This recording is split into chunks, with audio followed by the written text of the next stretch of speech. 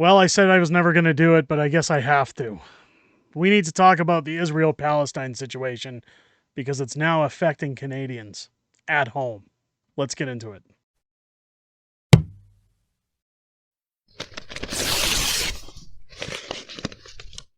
Oh, yeah! What's going on, ladies and gentlemen? Welcome back to The Fringe. This is a subject I haven't really wanted to discuss because it's one that gets you on the bad list, the naughty list. It gets a lot of people's opinions up in the air and a lot of tempers flowing. But despite the fact that I've said I was going to try my best not to comment on the situation going over in Israel-Palestine, I'm kind of going to hold up to that and still not do that. But I am going to talk about how it's affecting people in Canada because the war is almost making its way to Canadian streets. And that today is what I wanted to discuss. I think it's a big problem. We're seeing a lot of disruption across the country when it comes to these protests. Now, that being said, before we get into this, I am going to state for the 50th time that once again, I am not saying which side is right, which side is wrong. I believe in supporting Canada. I care about my country, and I'll explain a little bit about that statement as the video gets ahead. But I think that we need to fix Canada first. I think that Canada has its share of problems, and we should be more concerned about a lot of the things going on our home soil rather than things going on halfway across the world. And while those things are terrible, and I'm certainly not going to downplay what is going on in Israel-Palestine, I will say that I just am a firm believer that it doesn't involve me. It is none of my business. And while I can hope for the desecration of anybody on either side to cease, I will stand behind my country to say we need to fix our own issues. Now, that being said, over the weekend, we've seen a disruption in many events as over the past month or so, we've seen pro-Hamas, pro-Israel protests hit the streets of multiple major cities across Canada. We've heard of threats from pro-Hamas protesters saying that if you support Israel, we're going to burn down your buildings, we're going to burn down your businesses, destroy your homes in Canadian streets. Now, keep in mind, these are folks that are coming here or are already here from war-torn countries that have come in search of a better life. These are people who came here looking for better opportunities. At least that's what they say.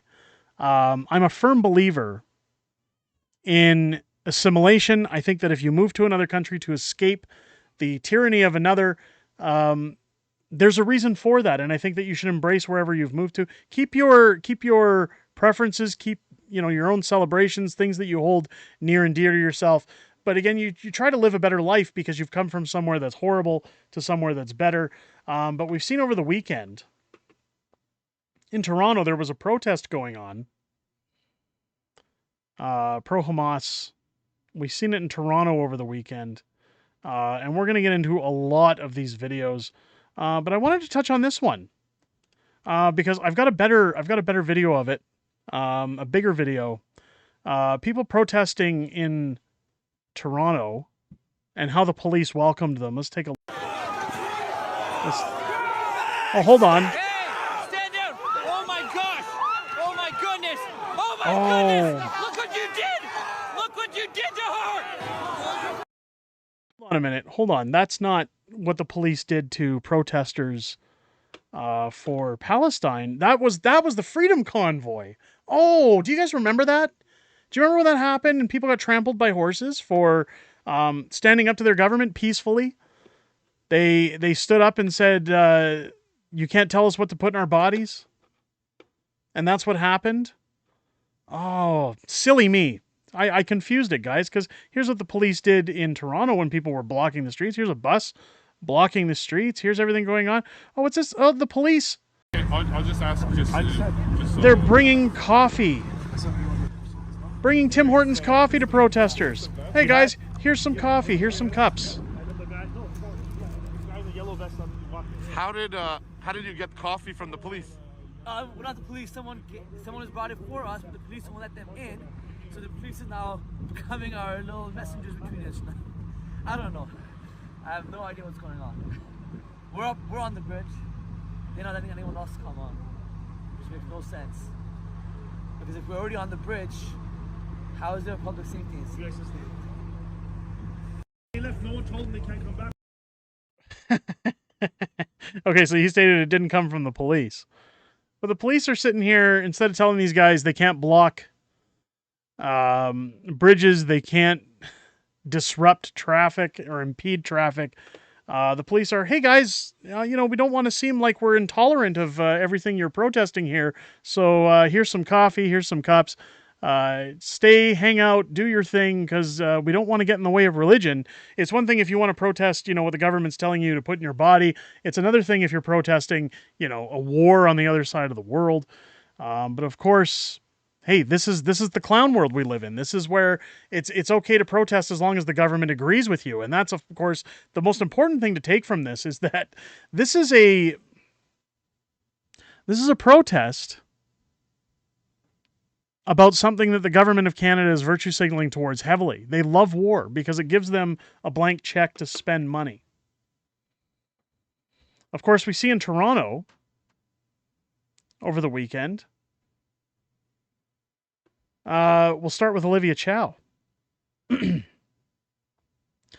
Olivia Chow, drowned out by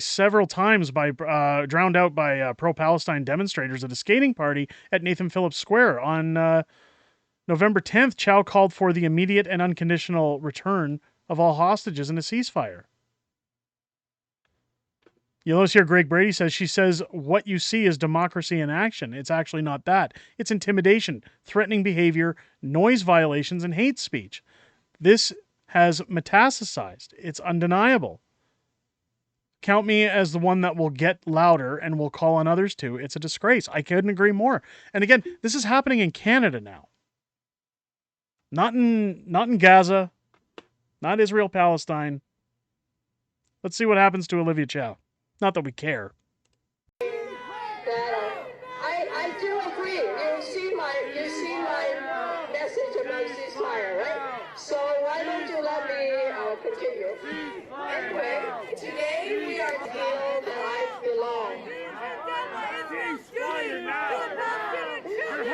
this is what you see is democracy in action.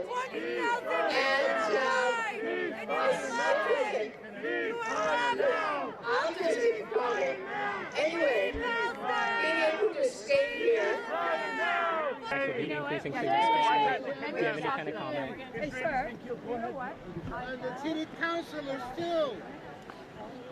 The 24 city councilors. Guys, can you make a little bit of room? Fucking quiet. You condemn Hamas? And that, yeah. You So condemn I Hamas? also, so Great. anyway, Condemn the you had, innocent yeah. Israel- So Palestinian I'm being trying to killed. have a dialogue. How many more kids, Olivia? How many more kids? I think Here's what's happened. When you've opened up the floodgates, when you've welcomed everybody in. Now, these are people, I'm not saying all these people came here last month or a month ago, but we have recently made announcements that we are bringing in thousands of displaced people from Israel, Palestine. When you open up the floodgates and when you say, hey, come on over, you're just allowing the war to come here. You're allowing people to shout and protest whatever they please. Because you want to be tolerant. You want to be nice. You want to say, hey, this is okay. This is allowed. The problem is you're seeing it now backfire on those who support this. The woke, like Olivia Chow, that are saying, hey, I'm trying to have to... Did you hear at the beginning? Did you not hear me make a statement 2 months ago back in November, guys? I'm on your side. I said ceasefire. So she's happy if they're protesting anything that's on the right side of the spectrum. She'd be happy if they were protesting, Doug Ford, or anybody on the conservative side of the fence, even though Doug Ford being conservative is debatable. She wouldn't care if people were protesting a ceasefire with guys like that. It's when she's protesting or when she's speaking about policies on the left, it's, hey guys, I'm on your side, remember? But they don't care. And that's just it. They don't care if you're right or left. They want to get their message out. And they're going to do it, especially in violent ways, as time continues. Ezra Levant tweeting out, you're lying again. We all saw the video. You were shouted down by pro-Hamas mobs. Young migrants stormed into the ice rink without skates, threatening Canada seniors. And this is your report. Of course, Olivia Chow. Some good fun at today's New Year's Levy, I'm going to say. Sorry if I'm mispronouncing that. And skating party. Looking forward to a great year ahead. Now, of course, they've all got photos without the protesters. So they found little pockets to take their photos and make them all look great. While Ezra calls it out. Now, here's what really happened.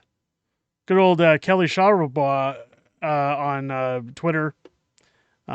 She's always got some good posts. Social media is literally blowing up with Carmia Rules gross anti-Semitic footage of pro-Palestinians verbally accosting elderly Canadians who have worked and paid for their right to retirement and enjoy life. Certainly not to deal with this. Kareem Assad, lawyer, political strategist, or satirist. Sorry. Chaos on the ice as protesters face off against skaters. Let's take a look at this. Don't touch me. Do not touch me. Do not touch me. You touch me. Don't touch me. Don't, you literally touch me. Back the fuck away. Are you assaulting people? Back the fuck away. Shame on you! Shame on you! Shame on you! Shame on you!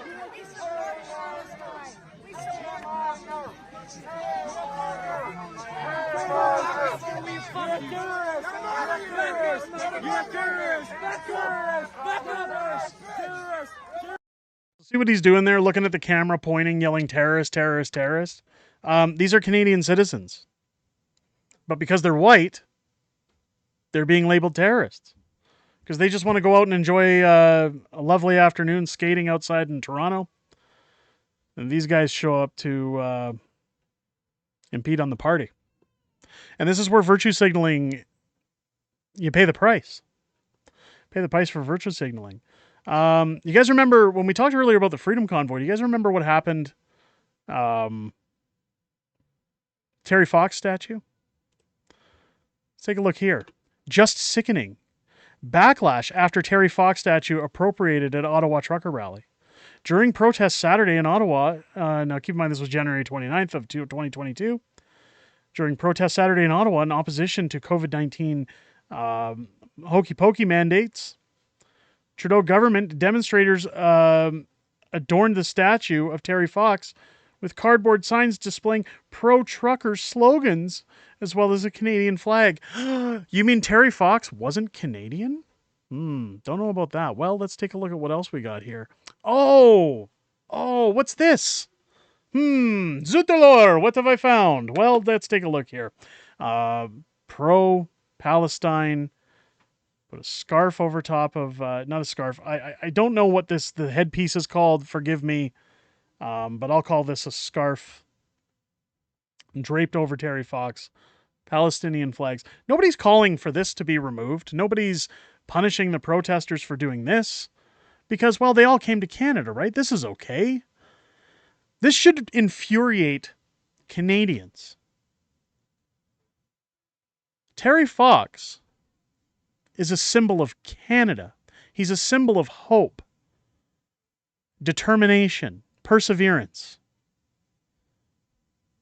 He is a sign of what Canada believes in.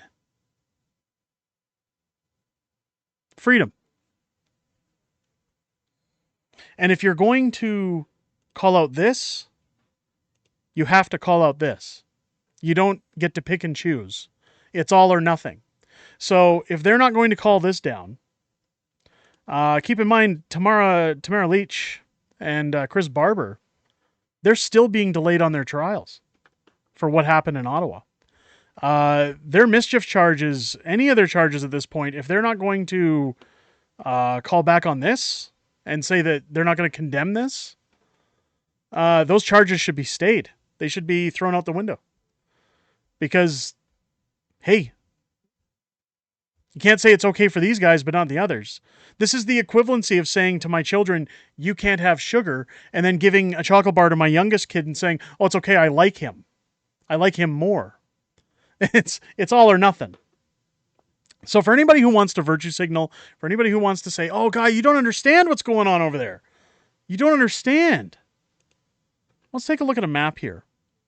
So if you follow my mouse cursor here, A little black line that goes all the way through the country here, down by Toronto, all the way around, wraps around Ontario, goes all the way through Manitoba, Saskatchewan, Alberta, British Columbia, then all the way up here up to Alaska, and comes around Nunavut, and all the way back around again to Prince Edward Island and Newfoundland.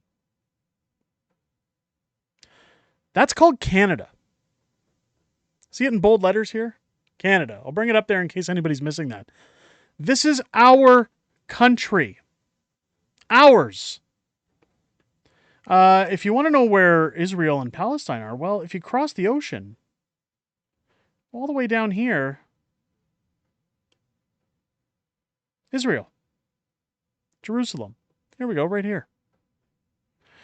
Let's look at that again. Canada. Israel. You're free. If you have a problem with what's going on over here, you are absolutely within your rights to get a plane ticket, to board a plane, to fly across the world, and go and protest for any cause you want over in Israel or in Palestine. If you want to go wave your flags, you want to drape your flags over top of statues and call for ceasefires and yell at elderly people and interrupt celebrations and threaten to burn down businesses, and you're free to get on a plane at any time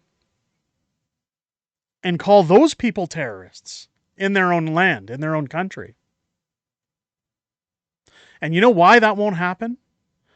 Because the virtue signaling folks with the megaphones at these Toronto skating events that say, don't touch me, that's assault. They don't have the stones to look people in the eyes that are the real problems and say, you're a Nazi, you're a warmonger, you're wrong. It would never happen. It'll never happen. They're keyboard warriors who think that because they're in a small group of people, they're untouchable because they have ideological similarities. This is Canada. This is our country. If you want to come here from a war-torn country and you want a better life, I'm all for it. I'm all for come here, get a better life, work hard, get a job, live the dream. Join the rest of us. Assimilate. But if you want to come here and talk about how crappy things are across the world where you came from, I don't want to hear it. I am so sick and tired of hearing it. We have people living in tents. We have people who can't afford to put food on their table. We have people being oppressed by a dictator-style government. People are losing their jobs, their livelihoods, their families. People are losing family members to suicides and MAID and drug addictions. Enough is enough. If you've got a problem with what's going on in Israel, Palestine, go over there. Go spout your beliefs over there. Go threaten them. Go burn down their businesses. Be my guest. But if you're going to come into this border, if you're going to come into Canada, if you're going to live in Canada, get a job. Get a job. And don't you dare call anybody in Canada a terrorist for telling you to take your flag and stick it where the sun doesn't shine. None of those flags had a maple leaf on them. And I'm sorry, but much like my sweater, I'm red and white in this country, and that's how I believe, that's how I stand, that's what I bleed. And I'll tell you, I really hate to see the day that somebody calls me a terrorist for standing up for my principles in Canada and what it stands for. Well, let me know what you guys think down below in the comments. What should be done about these protests? Keep in mind that the Charter of Rights is put out for the right to protest for Canadians. That's why it's called the Canadian Charter of Rights and Freedoms. Let me know your comments down below. If it's your first time here, I hope this video has earned your subscription. As you're clicking that subscribe button, make sure, again, to hit the bell for notifications. Join us every Monday to Friday, as new content is always posted on this channel on an updated basis. And also join us every Sunday here for the live weekly wrap that we do here on the channel on a live stream every Sunday at 6:30 p.m. Pacific time here on the channel. And we go over everything that's happened in the past week, everything coming up in the week ahead.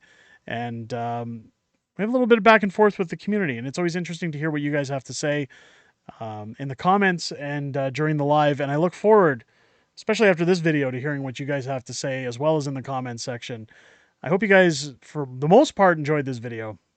I'll catch you on the next one.